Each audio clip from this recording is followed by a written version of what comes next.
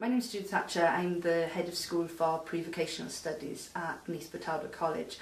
I've been linked with Sandfields Comprehensive School now for a number of years. In my role as Head of School, I attend the annual reviews for Year 11 learners with additional needs who are perhaps looking to make that transition into college, or perhaps looking to make a transition somewhere else, but being there and just being able to provide advice as to what we can offer as a college post-16. Prior to person-centred review training, the reviews at Sandfields Comprehensive School were always very detailed. As college, we had a lot of information regarding the needs of the young people, and we also met with the young people a lot. School staff would fetch them up to college, we'd come down and see them, and there was some very, very good links we'd established. Recently, as part of the Neathborough Talbot training programme, 6 members of staff from Neathborough Talbot College have undergone the PCR training, which has been really beneficial. From my point of view as a head, I could see what was going on in the reviews in schools, but this has given the other members of staff that opportunity now to actually see how we need to change our way that we hold annual reviews and implement it in a much more person-centred focus. There was a range of staff from Neathborough Talbot College that actually attended the reviews. There was some learning support assistants, teaching members of staff and learning support coordinators. We've now got quite a big task ahead of us, having seen how well it's been done in Sandfields Comprehensive School, to now organise our reviews for those learners that might be leaving college, or for those learners that are just staying within college. It's become far more focused, our need now to look at not just at education, but we're also looking at the personal, social skills outside of the college environment, meeting up with others, and there's lots more that we can see as a college. We need to action, support other organisations to action that enhances an individual in total, not just from their educational point of view. So there is good liaison between school and college. There's amazing liaison between this school and Neathborough Talbot College. The learners are far more involved in their reviews this year, and it was really positive to see that this year they were controlling it. It wasn't just talking about what they were doing in maths and English, it was talking about where their fears were for coming to college. It was talking about what their parents' fears were. And you saw a totally different aspect from the parents. You saw the parents actually becoming involved in it. You saw the parents actually admitting and saying, okay, I do everything for them at home. And Chris actually tackling some of those issues and saying, well, if this youngster is going to be independent one day, they're not going to be able to live with you all the time. How are you going to manage that? And that was some really, really positive things coming out of those reviews. And now I feel we've really got to mirror that post-16, and we've got a lot of work to do. And what was going to be nice is when these learners that have now left Year 11 are going to come to college next year, those parents, those carers, those professionals working with them, I can expect that type of review. So it's going to be good, and we know that's what we're going to be doing this time next year. Can I just ask, in terms of the quality of information coming from school, say the young person's transition plan, has that been really helpful in getting to understand the whole? Yeah, the quality of information has always been good from this school. It's always been very, very good. But this, through the new PCR that we're looking at, to find out what somebody's fears are, to find out what's actually what from their point of view, what's not working from them. Not a maths teacher saying they're going to get to Key Stage 4 and they're going to achieve whatever. That doesn't have that much meaning when we get post-16 and we're actually going for a vocational context.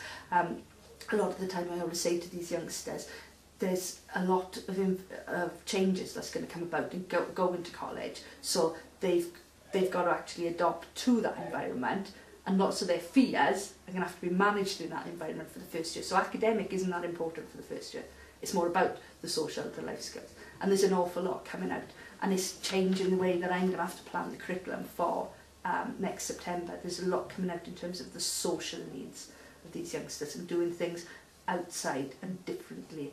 And I know they've started a fantastic social club here to meet some of those needs. And I think there's something we're going to have to mirror post-16 as well. You talked about mirroring sort of the review process at your college.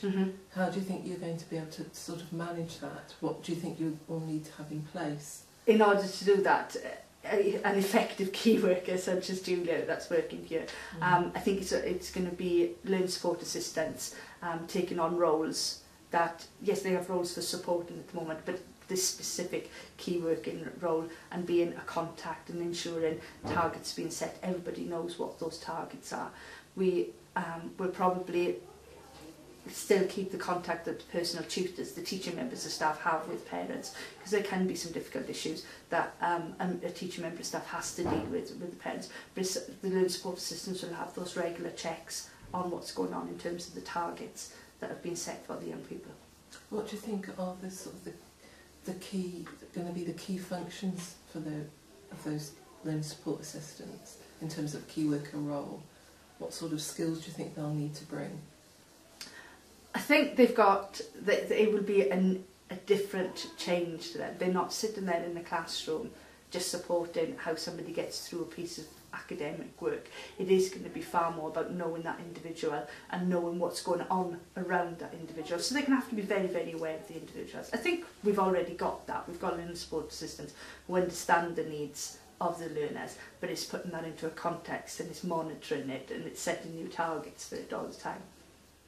So do you think it's really important to have that real good contact between school and college? I think it's vital to have that contact, because in some schools it is evident that that contact isn't as intense as what it is within this school, and the learners come into college then with far more fears, and they're not as settled within the first couple of weeks of that transition because they're not as clear as to what it's going to be. So it's about us reaching out to those other schools as well and saying, look, we're all trained as part of the local authority training. We really need to implement this. We really need transition to be working far better than some of the other schools.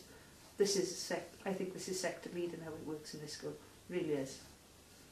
Can I just ask you, in relation to the young people who are coming from the school to college, yeah, how much time do you spend with them during that transition period? How many times do they come to college? And the amount of times that individuals making the transition come to college depends. Some learners can come from here or other schools. They can join a lesson, so they've got an interest in catering. They can join a catering lesson once a week from now or even back in January start until the end of the academic year, so they are more comfortable with that. There are others that just come in from a local special school just over break time, just to spend break time with fellow pupils who left the year before or even the year before that.